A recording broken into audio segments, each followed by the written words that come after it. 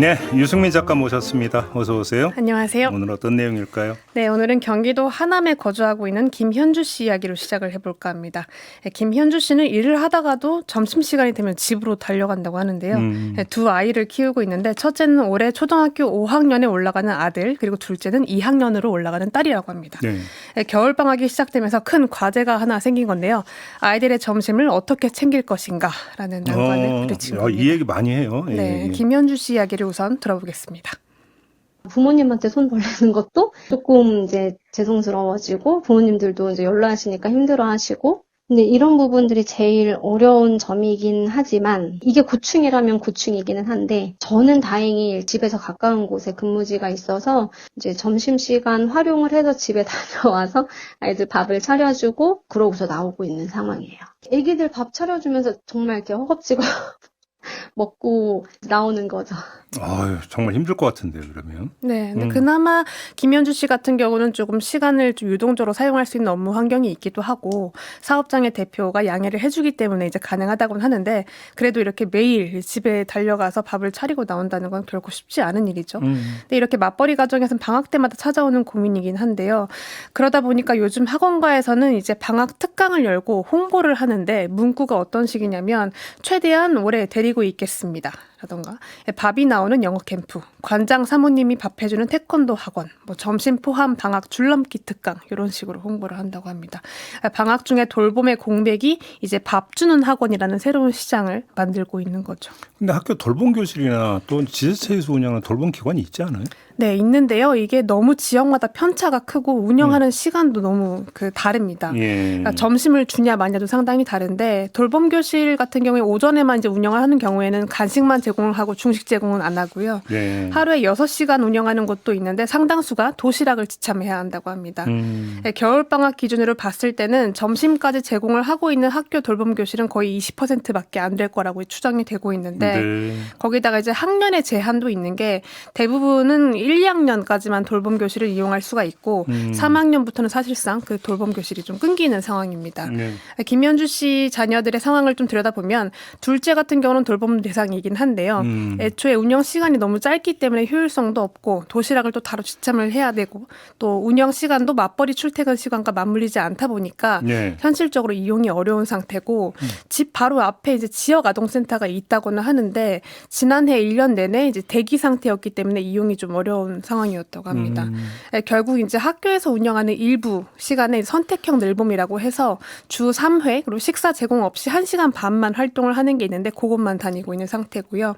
또 첫째 같은 경우도 점심을 제공해주던 영어 학원 그리고 수학 학원을 다니고 있었는데 올해 이제 갑자기 식사 제공이 중단이 되면서 결국 이번 겨울방학은 김현주 씨가 직접 점심을 챙기는 그런 구조가 된 겁니다. 그러니까 두 아이 모두 점심까지 집에서 먹고 오후에는 또 김현주 씨가 퇴근하는 시간에 맞춰서 이제 하원을 할 수 있는 학원을 다니고 있는 상황입니다. 그래서 이렇게 비틈을 학원이 메워주면 학원비가 또 올라가는 거 아닌가요? 상당히 올라가죠. 체류 시간이 길어지고 식사 제공까지 하게 되면 뭐 일례로 서울의 한 영어 학원에 방학 특강이 있는데 30일 기준으로 240만 원 정도라고 합니다.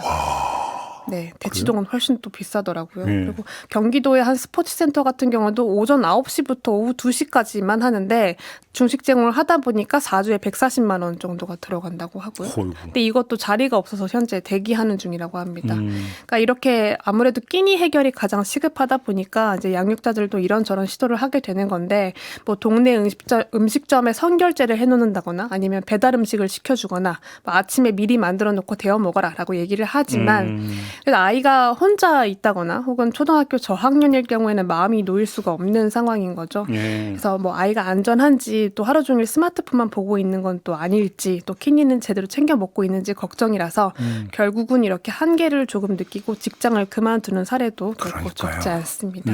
김현주 씨 이야기를 한 번 더 들어보겠습니다. 밥 한 끼 그냥 사 먹이는 거 어때서 뭐 이렇게 반찬 사다 해주는 거 어때서 이렇게 말씀들을 하시거든요. 근데 그게 너무 틀린 말은 아닌데 그러니까 이게 밥을 차려내는 것뿐만이 아니라 내가 이 아이들을 되게 잘 키우고 싶은 그 마음이 되게 응집되어 있는 그 상징물인 것 같아요. 애는 잘 키워야겠고 내 애를 키우면서도 내 일도 하고 싶고 내 일을 해야 수입이 생기고 그걸로 결국에는 또 이제 학원이나 이런 데로 맡겨야 되고 그런 고충들이 아무래도 있겠죠. 참 힘드네요. 그러니까 네. 결국은 또 이러니까 학원을 안 찾을 수가 없다. 이렇게 되는 거네. 네, 근데 사실 사교육 현장에 기댈 수밖에 없다는 것도 좀 아이러니한 건데요. 그러니까 2024년 하반기 통계청 자료를 보면은 국내 18세 미만 자녀를 둔 맞벌이 부부가 이제 58.6%, 5%라고 합니다. 거의 절반이 넘는 건데요. 절반이 넘는 양육자들이 매 방학마다 이 고민을 하고 있다는 거죠. 그러니까 나는 그냥 일을 할 뿐인데 사실 아이 앞에서는 한없이 죄인이 되어야 하는 그 심정으로 사교육에 기대고 있는 상황인 거죠. 그렇게 버티다가 여성 입장 결국은 또 경력 단절로 이어지고 네, 그런 경우가 또 많이 있는 거고. 그렇습니다. 그러니까요. 현 이인님이 학원에 자체 식당도 갖추고 있는 경우가 있다고 네. 이런 댓글도 좀 달아주셨네요. 케이터링도 있고 업체와 협약을 그래. 맺어서 아예 배달을 오는 경우도 많다고 합니다. 그래요. 네. 네, 알겠습니다. 양육이 얼마나 힘든지를 보여주는 하나의 단면이다. 이렇게 정리를 하겠습니다. 유승민 작가였어요. 수고하셨습니다. 고맙습니다.